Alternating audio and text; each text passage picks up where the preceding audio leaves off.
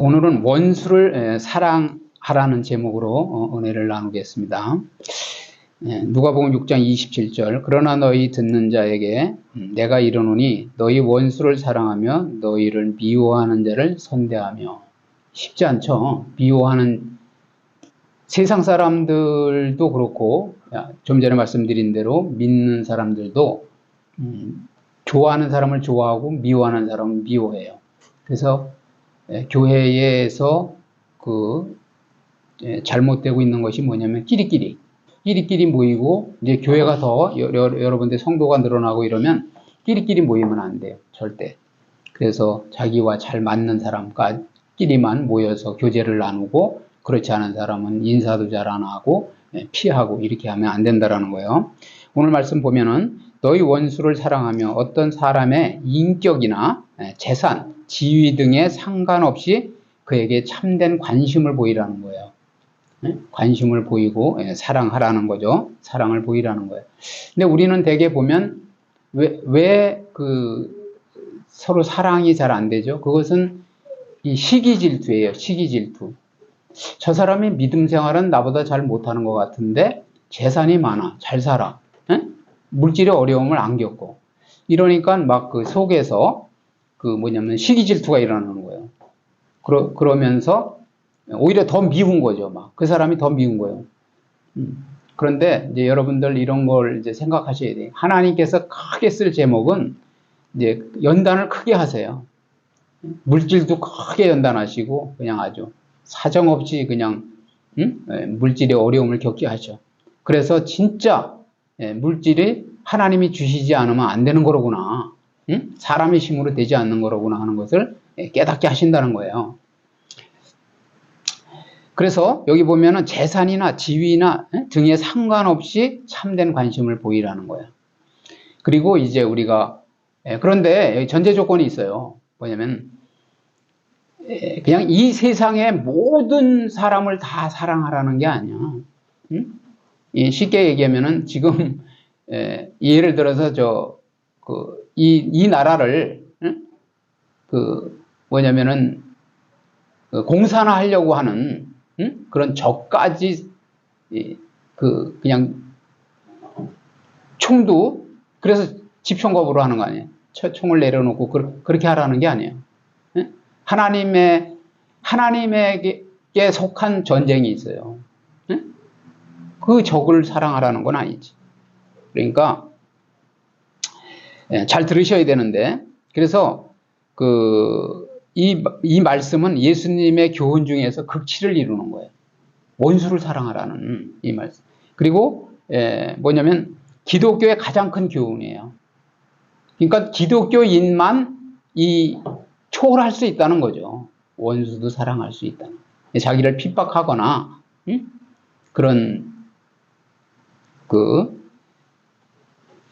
사도 바울이 예수님 믿는 사람들을 자기의 기준에서는 잘못 믿고 있다고 생각했기 때문에 핍박을 하고, 스데반도 그렇게 해서 이제 순교를 당했지만, 그랬지만은 그때 당시에 또 기독교인들은 오히려 사도 바울을 위해 기도했을 거예요. 사울을 위해서 기도했을 거라는 거예요. 그죠?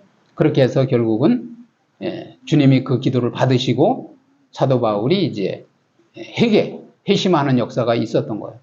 그래서 오히려 이제 진짜 그리스도인이 된 거죠.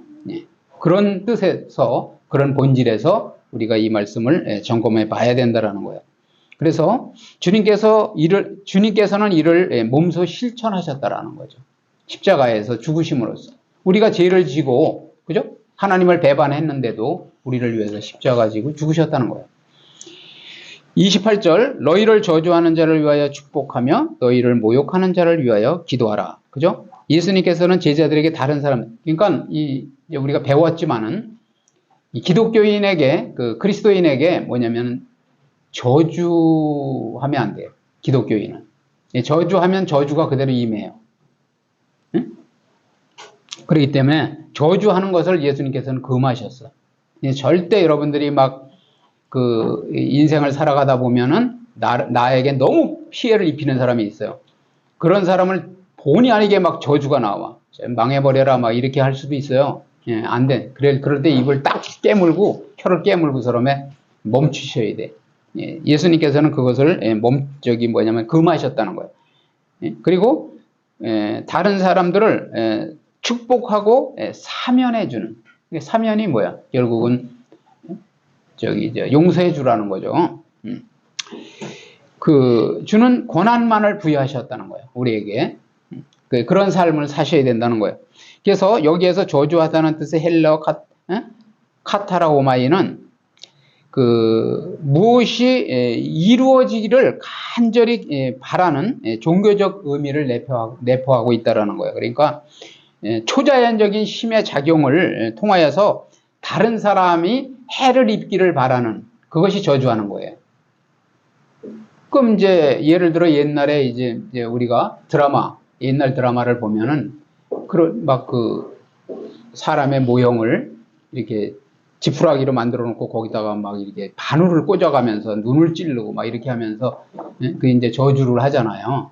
상대 권력을 잡기 위해서 상대 권력을 잡고 있는 그러한 존재를 이제 그렇게 하는 걸 봤는데 하여튼 그래서 우리 기독교인들은 그리스도인은 절대 마음도 그렇게 먹으면 안 돼요. 그런 악한 마음을 먹으면 안 된다는 거예요. 그것이 결국은 잘못하면 나에게 돌아올 수도 있어요. 그러니까 뭐냐면 내 심령이 그렇게 악한 생각을 가지고 그게 이제 사단이 내 심령을 묶고 있는 거야. 그래서 내가 병이 걸려. 내가 심령에 병이 걸린다고. 남을 미워하다가는 그 미움이 상대에게 가는 게 아니라 상대에게도 가겠지만 내가 먼저 죽어. 그 원리를 여러분이 아셔야 돼. 그래서 이 한편 그렇지만은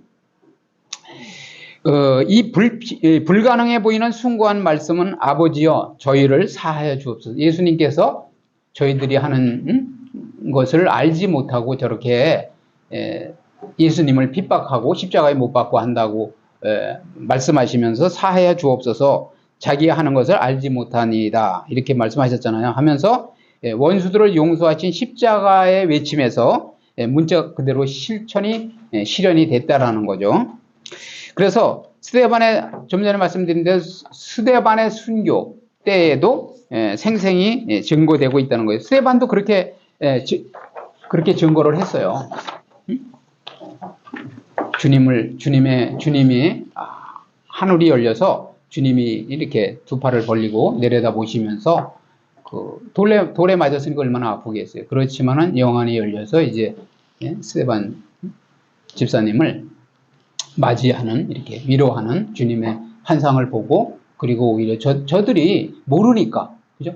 주님을 잘 섬기고 잘 증거하는 나를 모르니까 우리를 모르니까 저렇게 돌로 치고 나를 이제 내가 죄를 짓고 있는 거로 그죠? 죄인으로 취급하고 그렇게 한다 하면서 용서를 하는 거죠. 그래서 예수님께서 죄 있는 인간 세상에 성육신 하신 것, 좀 전에 말씀드렸지만은 우리가 죄를 지었는데도 하나님께서는 뭐냐면 성육신 하셨잖아요. 사람의 몸을 입고 오셨다. 사람의 모습으로 나타나셨다라는 거예요. 그래서 이 교훈은 인간적인 합리적이고 산술적인 계산의 안목에서 이해할 수 없어요. 윤리 도덕이나 그죠? 어떻게 원수를 사랑하느냐는 거야. 그러니까 인간적인 계산으로는 안 된다라는 거죠. 그렇게 할 것이 아니라 이해할 것이 아니라 구원받은 여러분이 구원받은 그 은혜가 있어야 용서할 수 있는 거예요. 그러니까 주님으로부터 큰 내가 용서함의 은혜를 받은 자만 용서할 수 있다는 거예요. 교회 다니면서도 그 원리를 올바로 깨닫지 못하니까 그냥 이해는 그렇게 하는 거예요. 그래서 우리는 억만 제약으로 말미암아 영벌에 처해져야 돼요. 지옥 갈 수밖에 없어. 그리고 우리의 노력으로 그 지옥 문제를 해결할 수 없다는 거예요. 그죠?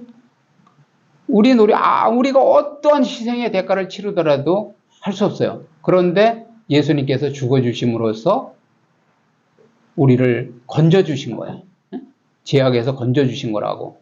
그렇기 때문에 그러한 그 대속에 예수님께서 대신 죽으셨잖아요.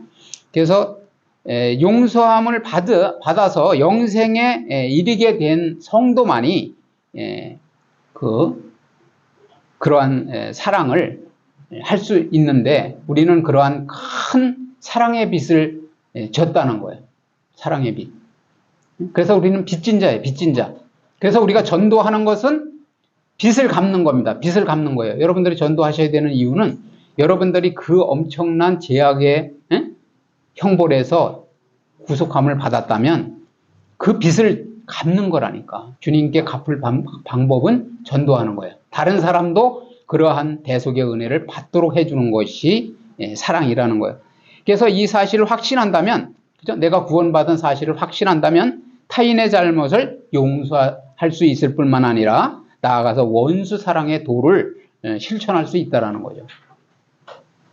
그러니까 어떻게 보면은 잘 여러분들이 이제 그 믿는 사람들의 대화를 들어보세요.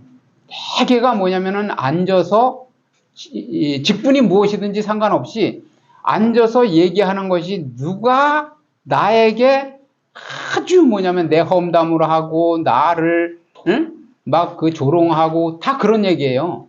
내 돈을 빌려가고 안 갚고 막 이런 거라고요. 그래서 그것 때문에 원수가 돼서 미운 마음에 평생을 살아가는 거예요. 묶여가지고. 근데 이제 오늘 말씀을 통해서 그것을 우리가 초월해야 돼요. 29절 말씀, 너의 입밤을 치는 자에게 젖밤도 돌려대며 네 겉옷을 빼앗는 자에게 속옷도 거절하지 말라. 입밤을 치는 자에게 젖밤도 돌려대며, 이 구절은 단순한 모욕의 행동뿐 아니라 폭력적인 행위까지 포함되며 모욕적이고 폭력적인 행동을 단순히 참아 넘기는 것이 아니라 그것을 사랑의 행위로 덮어주라는 거예요. 폭력은 폭력을 낳아요. 베드로가 예수님을 잡으러 왔을 때 유다에 의해서 예수님을 잡으러 왔을 때 그 종의 귀를 칼로 이렇게 쳤잖아요. 귀가 떨어졌단 말이에요. 예수님께서 뭐라 그러셨어요? 칼로 흥하는 자는 칼로 망한다 그랬어요. 칼을 사용하는 자는. 그런 것처럼 폭력을, 작은 폭력은 큰 폭력을 부른다는 거죠. 그래서 따라서 이런 일에 수반되는 사랑은 무조건적인 사랑이어야 돼요. 무조건적인 사랑.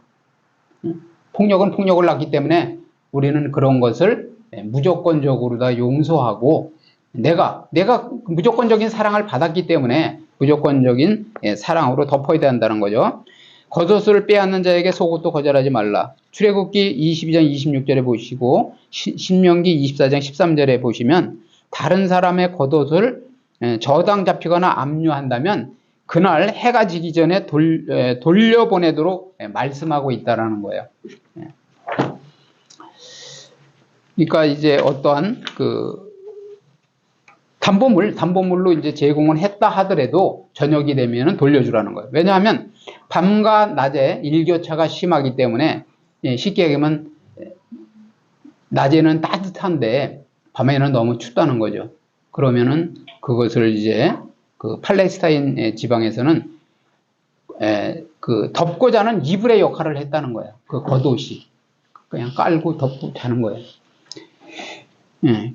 그리고 또 먼지가 많은 날은 그것으로다가 이제 이렇게 가리고 다니는, 몸을 가리고 다니는 그러한 역할을 했는데, 그래서 이 겉옷을 잃어버린다는 것은 추위 속에서 고통을 감내해야 돼요. 그죠?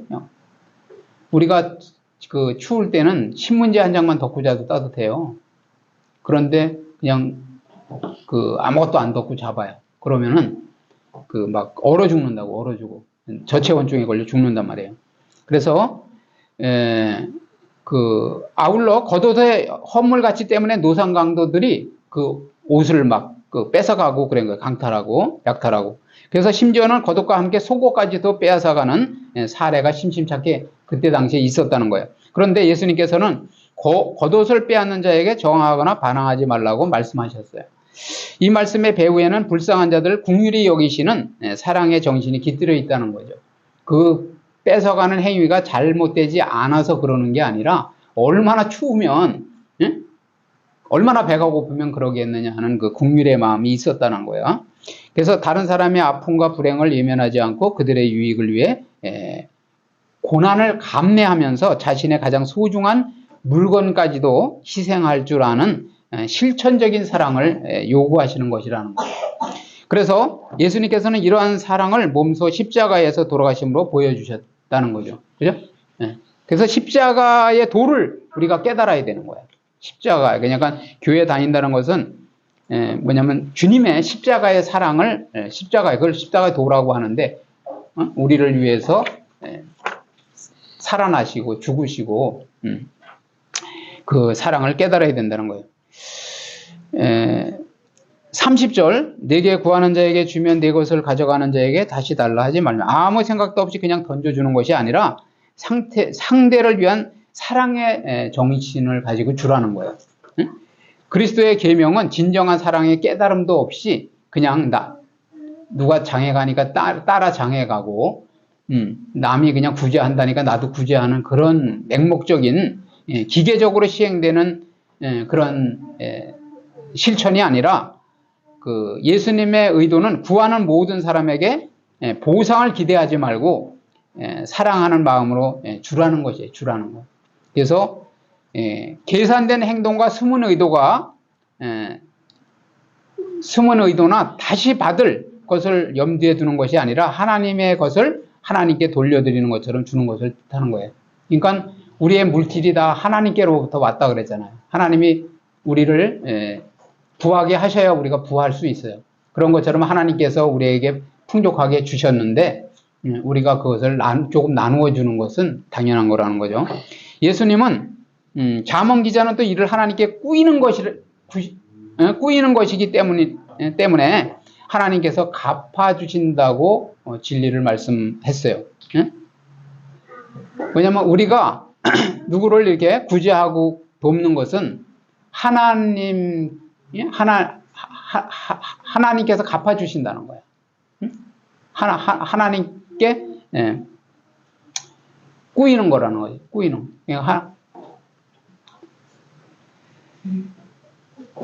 그래서 예수님은 강도의 폭행을, 그런데 이제 좀 전에 제가 말씀드렸지만은 예수님은 강도의 폭행을 방관하라거나 절도자의 손을 제지하지 말라는 의미로 말씀하시는 것이 아니라는 거예요. 물질의 손실이나 이해타산에 급급한 나머지 정작 소중한 영혼에 타격을 입히지 않을까 조심하라는 거예요. 그러니까 우리가 모든 것은 영혼 구원을 위해서 하라는 거예요. 영혼 구원을 위해서. 천하보다 귀하다 그랬잖아요. 한 영혼이 천하보다 귀하다 그랬잖아요. 그러니까 그런 의미로 여러분들이 받아들이셔야 돼요.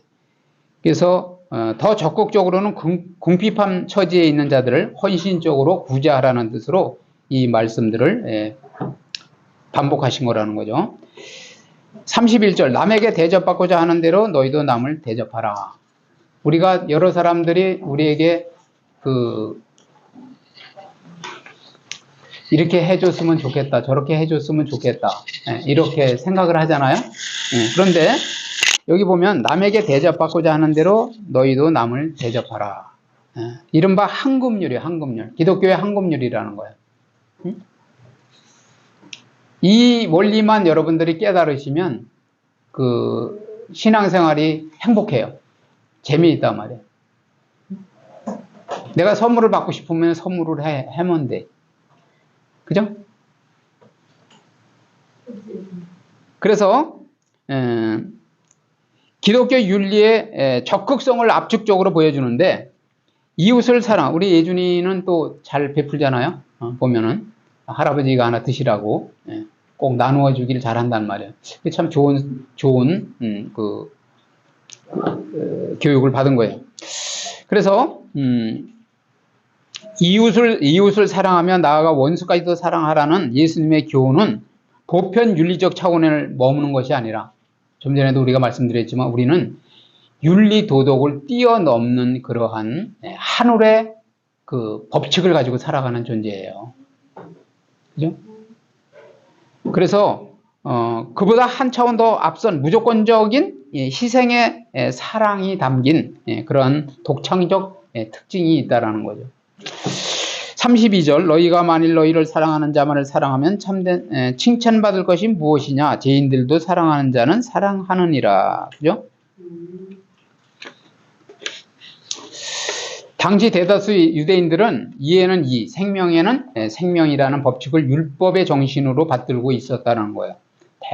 대다수의 지금도 그래요. 서두에도 제가 말씀드렸지만은 다 이러한 사고방식을 가지고 지금도 신앙생활을 하고 있는 사람들이 많아. 그러니까 나에게 잘해주는 사람에게 잘해주고. 보면은 교회에서도 선물을 나누는 사람끼만 나누더라고. 근데 여러분의 눈이 어디로 가야 되느냐면 은혜를 못 받고 영적으로, 혼적으로, 육적으로 시달리는 사람들에게 관심이 가야 돼. 예수님처럼, 예수님도 그 세리와 창기, 그렇게 또 가난한 자, 궁핍한 자들에게 관심을 보이셨잖아요. 그죠? 그래서 예수님은 인과응보의 보복의 차원을 넘은, 그죠? 대개 사람들이 인과응보로 살아가, 인과응보. 그죠? 나에게 잘해주면 잘해주고, 또 나에게 그 해를 끼치면 나도 뭐냐면 본때를 보인다고 그러고, 그 다음에 원수를 갚는다고 그러고, 나도 대갚아준다고, 이런 마음으로 살아간단 말이에요. 우리는 그렇게 살면 안 돼. 그래서 보복의 차원을 넘는 희생과 사랑의 온전한 도덕을 제시하는 거예요. 모랄. 우리의 죄를 대신 짊어지신 예수님의 은혜에 따라서 실행되어야 함을 뭐냐면 확인하고 있다는 거예요. 그죠? 그래서 우리는 좀 전에도 말씀드렸지만 우리가 갚을 수 없는 빚진 자라니까요. 그 빚을 우리가 졌다면 그 빚을 갚는 방법이 우리도 예수님처럼 원수를 사랑하는 거예요. 그리고 예수님의 말씀을 실천하는 겁니다. 이처럼 버림받은 사람들조차도 자기를 사랑하는 자를 사랑한다면 선택된 그리스도인들은 자기를 미워하고 핍박하는 사람까지도 사랑하는 차원 높은 사랑이 되어야 하지 않겠느냐 하는 말이라는 거죠. 그래서 33절 너희가 만일 선대하는 자만을 선대하면 칭찬받을 것이 무엇이냐 죄인들도 이렇게 하느니라. 그렇죠? 우리가 그리스도인이라는 것은 세상에 나가서 세상 사람들을 감동시키는 방법은 뭐냐면 똑같은 수준으로, 그죠? 아까 미워하는 사람 미워하고 좋아하는 사람 좋아하고 용서할 수 있는 사람만 용서한다면 세상 사람과 틀린 게 뭐가 있냐는 거예요. 저도 처음에 예수님을 믿게 된 동기가 제가 하도 뭐냐면 이렇게 회사에서 어려움 당한 얘기를 계속 했더니 그 친척 동생이 테이프를 준 거예요. 테이프 제목이 뭐였냐면 원수를 사랑하라 였었어요. 그래서 그걸 계속 들어보니까 거기에서 핵심이 뭐였느냐면 이 말씀이야. 뭐냐면 세상 사람들도 좋아하는 사람은 좋아하고 싫어하는 사람은 싫어한다는 거예요. 근데 우리는 원수까지도 사랑하는 사람이 돼야 하나님의 자녀라는 거죠. 그리고 진정한 하나님의 은혜를 받은 사람이라는 거예요. 그래서 이기적이고 타산적인 처세에 급급한 나머지 기껏해야 주는 만큼 받는 기브 앤 테이크이잖아요. 기브 앤 테이크란 말이에요. 그러니까 남이 줬으니까 나도 받은 만큼 이렇게 또 주는 그러한 그 방식의 관계를 중요시 하는데 우리는 그런 정도의 법칙을 뛰어넘어서 초월해서 우리는 원수까지도 사랑할 수 있는 그러한 능력도 지니고 있다고 할 수 있다는 거예요. 왜냐하면 우리는 그러한 사랑을 받은 존재이기 때문에. 그래서 은혜를 받았다는 것은 그러한 주님의 사랑이 깊이 깨달아지는 거예요. 너희가 받기를 바라고 사람들한테 구워주면 칭찬받을 것이 무엇이냐? 죄인들도 그만큼 받고자 하여 죄인에게 구워주느니라. 그죠? 구워주면 또 받고 싶은 심리로 그렇게 한다라는 거예요. 그런데 이윤을 목적으로 남에게 무엇인가를 빌려주는 자는 결국은 자신의 치부를 위한 거라는 거죠. 자기의 그 부를 쌓기 위한 거예요. 내가 돌려주면은 또 갚겠지. 이러니까 안 갚으면은 이제 서운함이 드는 거예요.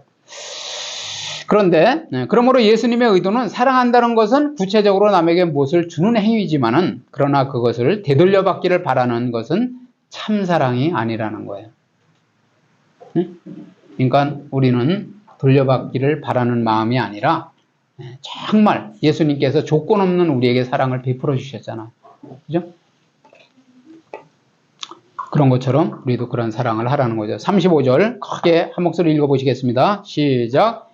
오직 너희는 원수를 사랑하고 선대하며 아무것도 바라지 말고 구워주라. 그리하면 너희 상이 클 것이요 또 지극히 높으신 이의 아들이 되리니 그는 은혜를 모르는 자와 악한 자에게도 인자하니라. 너희는 원수를 사랑하고 선대하며 구약 성경에서는 이 단어를 우상 숭배자들이나 계약 관계를 깨트린 자들을 지칭하는 말이에요. 근데 신약에서는 주로 개인적인 적들을 나타내게 되었다라는 거예요. 그런데 계약 관계를 위반했던 개인적인 해를 끼쳤던 간에 그들을 정죄하거나 재판한다 하더라도 그 행위가 사랑의 행위여야 한다라는 거예요. 우리가 조심해야 될 게, 이거 내가 잠깐 원수를 갚으려고 하고 내가 뽐때를 보이려고 하면 안 된다는 거예요. 그래서 단순한 보복의 동기가 돼서는 안 되고 사랑의 행위, 사랑이 항상 그리스도인은 사랑의 기초가 돼야 돼요. 사랑이 기초가 돼야 돼요. 구제를 하든 어떤 선행을 하든 뭐를 하든 사랑이 기초가 돼야 된다는 거예요. 그래서 자신의 불이익이나 고난의 어려움을 타인의 유익을 위해서 감당해내는 이 이웃사랑을 의미한다는 거죠. 쉽지 않죠. 그런데 다시 반복해서 말씀드리는 거지만은 내가 그러한 주님의 놀라운 사랑을 체험하고 받아본 사람들은 주님이 의식이 돼서라도 그렇게 된다라는 거예요. 내가 이런 눈물을 뚝뚝 흘리면서 나 같은 죄인을 구원해 주시고 나에게 사랑을 베풀어 주셨는데 내가 누구라고 그거를 미워하겠느냐 하면서 그렇게 사랑을 실천하게 된다는 거예요. 그래서 원수까지 사랑하는 차원 높은 사랑을 할 때 얻는 상은 곧 하나님의 아들이 되는 거예요. 아들. 36절 읽어보시겠습니다. 너희 아버지의 자비로우신 같이 너희도 자비로운 자가 되라. 그죠? 이 명령은 우리가 스스로 지키려고 하면은 인간은 누구나 절망할 수밖에 없어요. 그죠? 우리가 누구라고? 우리가 우리의 인간의 의로, 인간의 힘으로는 이 사랑을 실천할 수 없어요. 하지만 우리를 대신하여서 이 모든 계명을 완수하신 예수님께서 율법을 다 이루시고 계명을 완수하신 예수님께서 우리 속에 거하시는 거예요. 그러니까 주님의 심정이 돼야지 용서가 된다는 거예요. 주님의 사랑이 깨달아져야. 우리 안에 계시면서 그래서 제가 성령님을 만날 때도 그러한 형제를 용서하라. 그런 이제 음성을 듣게 된 거예요. 네가 예수님을 믿는다고 하면서도 형제를 용서하지 못하느냐. 그래서 그때부터 여러분도 어렸었으니까 아는지 모르지만 교류가 없었어요. 한 5년간. 그랬는데 이 음성을 듣고 이제 화해를 시도해서 바로 이제 화해가 돼서 지금 아주 사이좋게 지내고 있잖아요. 그런 것처럼 예수님께서 우리 속에 거하시는 거예요. 그러면서 우리를 인도하시고 간섭하시는 거예요. 잘못하면은 네가 기독교인이라면서 그리스도인이라면서 그럴 수 있느냐, 그렇게 타이르시는 거죠. 그래서 그것을 신의 성품이라고 그래요. 신의 성품에 참여하는 거예요. 참여, 우리가. 그래서 37절 읽어보시겠습니다. 비판하지 말라. 그리하면 너희가 비판을 받지 않을 것이요. 정죄하지 말라. 그리하면 너희가 정죄를 받지 않을 것이요. 용서하라. 그리하면 너희가 용서를 받을 것이요. 이 말은 단순히 윤리적으로만 이해해서는 안 된다. 안 되고 종교적으로 사람을 판단하며 정죄하는 행위를 가리키고 있는데, 이 일은 합당한 의견을 제시하거나, 잘 들어보세요. 합당한 의견을 제시하거나 건전한 판단력을 가지는 것을 금하는 것이 아니라는 거예요. 우리는 첫째 뭐냐면 분별의식이 있어야 돼요. 정확한 분별의식. 예, 신앙생활의 최고의 복은 뭐냐면 분별의식이에요. 이것이 성령님의 역사인가 사단의 역사인가, 이런 분별의식은 있어야 돼. 그런데 성도는 참과 거짓, 그죠? 참과 거짓을 분별해야 된다는 거예요. 성령님의 역사와 거짓의 역사는 사단의 역사죠. 그래서 성령님의 역사는 참이라고 하면은 거짓의 역사는 사단의 역사라는 거예요. 그리고 진리와 비진리, 어떤 것이 진리인가 비진리인가를 우리가 분별할 수 있는 판단력을 강력히 요구하고 계시다는 거야. 주님께서는. 그것이 참된 그리스도인의 뭐냐면 영성이야, 영성. 여러분들이 정말 어떤 것이 참이고 거짓이고 진리고 비진리인가 아는 것은 여러분들이 분명히 알아야 될 그러한 절대 진리는 알아야 되는 거예요. 그렇지 않으면 큰일 나는 거예요. 그렇지만은 이는 다만 편견을 가지고 무분별하고 성급하게 의견을 제시하지 말라는 것이요. 그러니까 어떤 회의를 할 때든지 누구를 이렇게 누가 어떤 사람이 이렇게 대화에 뭐냐면은 이슈가 됐어요. 그랬을 때 거기서 쓸데없이 말을 성급한 마음으로 막 같이 정죄를 한다거나 말을 보태거나 하지 말라는 거야. 그래서 예수님의 가르침은 그래서 아주 그 뭐냐면 정죄가 습관이 되어 있는 사람들이 있어요. 정죄가. 응? 이 사람을 정죄하고 저 사람을 정죄하고 판단하고 막 그게 입에 배 있는 사람이 있어. 예, 그런 사람이 되지 말라는 거예요. 그리고 예수님의 가르침, 정죄하지 말라는 예수님의 가르침은 법정에서 재판을 하거나 선악을 구별하는 일 자체를 금하는 것이 아니에요. 법정에서는 당연히 선악 간의 구별을 해야 되고 뭐냐면은 재판을 해야 되겠죠. 그렇지만은 자기 자신이 하나님의 자리에서 재판관의 역할을 하는 사람이 있다는 거예요. 교회에서도.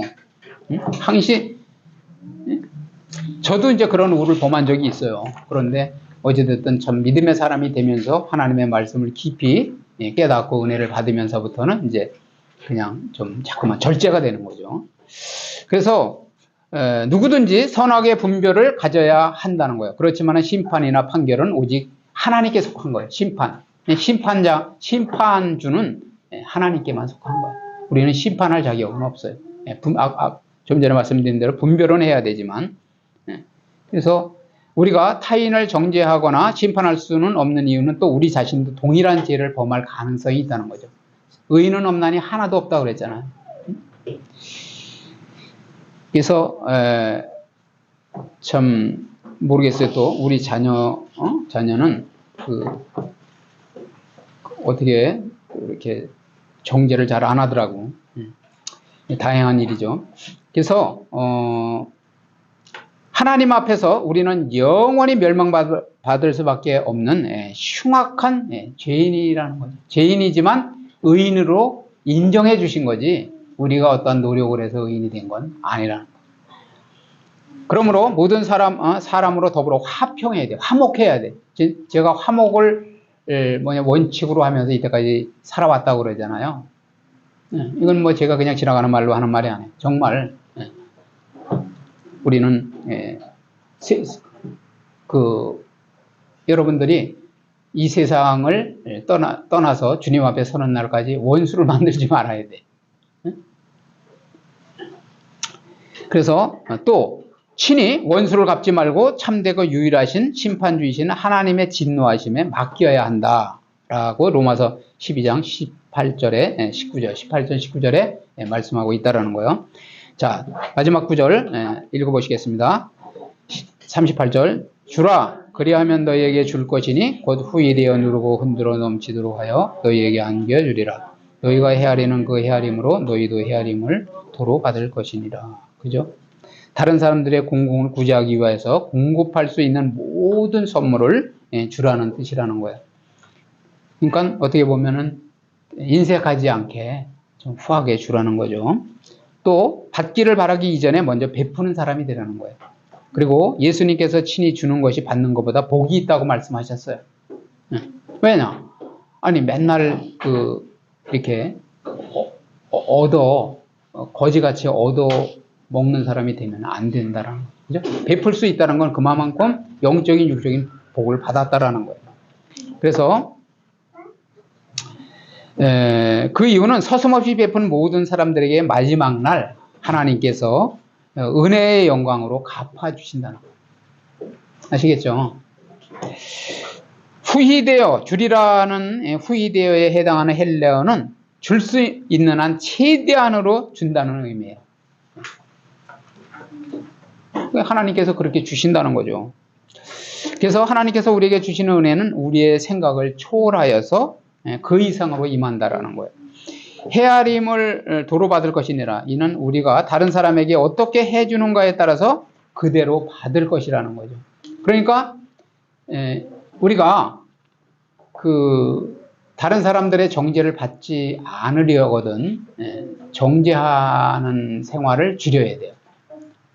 그게 부메랑으로 돼서 다시 돌아온다는 거예요. 그리고 헤아림이라는 건 뭐냐면 상대의 형편과 처지를 깊이 이렇게 알아주는 거예요. 알아주는 거.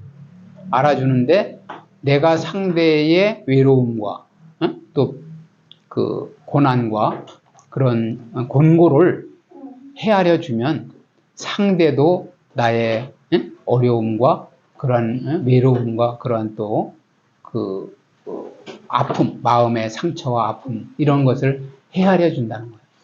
그러면 얼마나 관계가 좋아지겠어요. 그런데 대개 우리가 우를 범하는 것은 다른 사람의 입장을 헤아리지 못하고, 저 역시도 그래요.